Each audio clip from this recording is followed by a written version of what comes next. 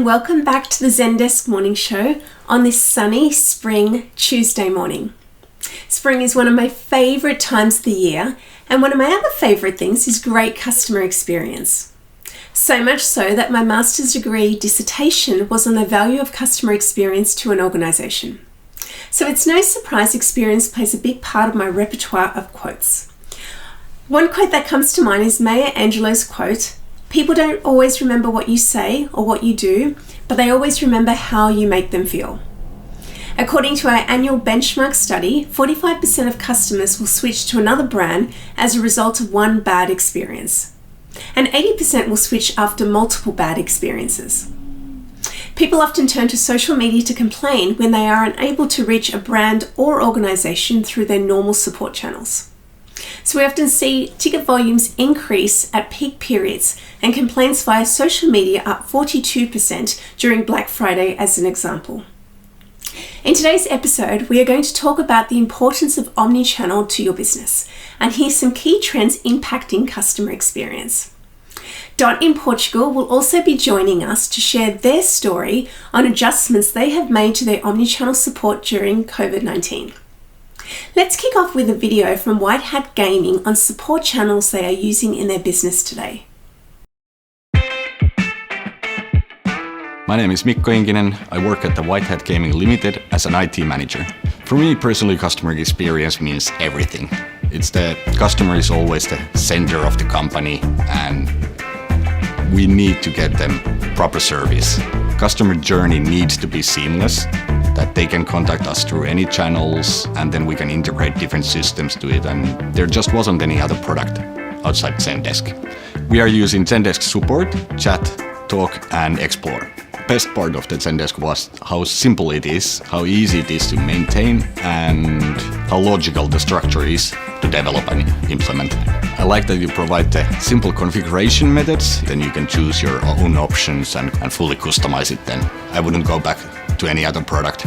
It is really a seamless experience for the players and even for the agents. The Zendesk benchmark study looks at both quantitative data from 45,000 customers globally and qualitative data from over 3,000 customers, 1,000 agents, and 300 CX leaders and sales leaders. I'd like to welcome back to the show Erica Falters, a leader in comms in EMEA, who will share with us some of the top CX trends and the impact of the current market conditions on these trends. Thanks, Palini. In our second annual Customer Experience Trends report, released earlier this year, we looked at how high-performing companies provide experiences that keep customers returning, and the best practices that separate market leaders from everyone else. One of the key takeaways we found was that every company has the opportunity to inspire and build loyalty with their customer base, and your customer service is a key part of that. In fact, customer service is second only to price when customers consider what makes them loyal towards a brand. So how do brands unlock that loyalty? Well, we saw 5 key trends among top performers. 1, every customer interaction is part of a conversation. 2, your customers expect your entire company to collaborate to deliver a great experience. 3, high performers are harnessing connected customer data. 4, AI continues to fuel success of high-performing companies. And 5, customer experience is getting a seat within the C-suite. So let's focus in on that first trend, omnichannel. Today's customers are reaching out to brands over a range of different channels. And while phone is still the most prevalent, channels like messaging, chat, and community forums continue to be on the rise. More than half of customers say they like contacting support over the channels they use with family and friends. And I know I'm definitely using WhatsApp more than picking up the phone. Still, most customer experience teams aren't offering channels beyond phone and email. Only 28% offer a knowledge base to support self-service, and less than 30% offer chat, social messaging, bots, or communities. And within our benchmark, only 35% of companies are taking an omnichannel approach. But having that omnichannel approach is more important than ever in these times, because we're seeing volumes of support requests go up, and in particular on those relatively newer channels. Our benchmark team took a closer look at the data over the past month. And they found that in March 2020, average weekly ticket volumes had increased by 12% compared to the previous year. In short, your customers are reaching out more for customer service during this time.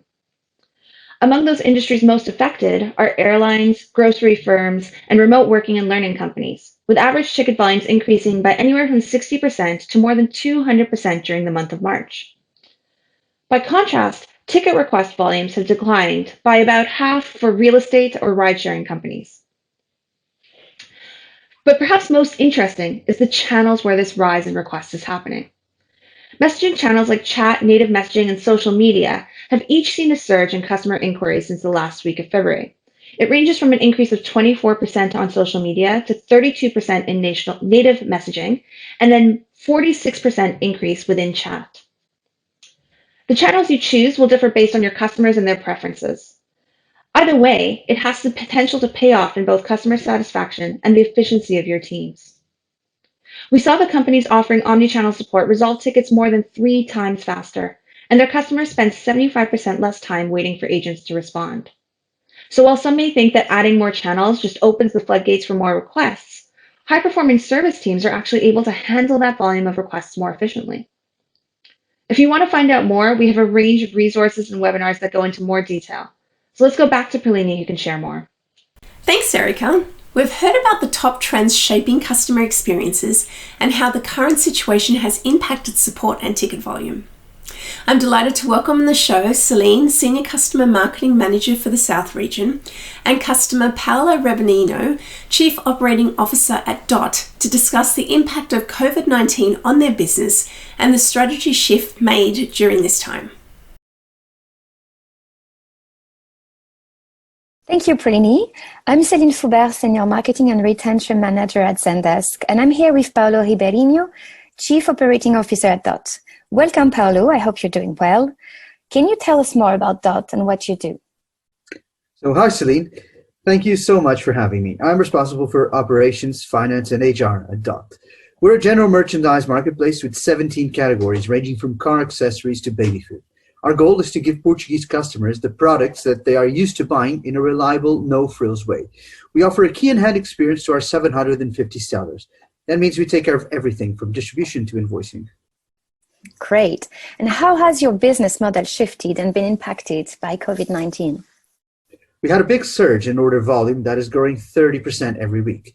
We have a lot of new sellers that have never sold online, which is impacting customer support, with some of these sellers having contact rates above 30%.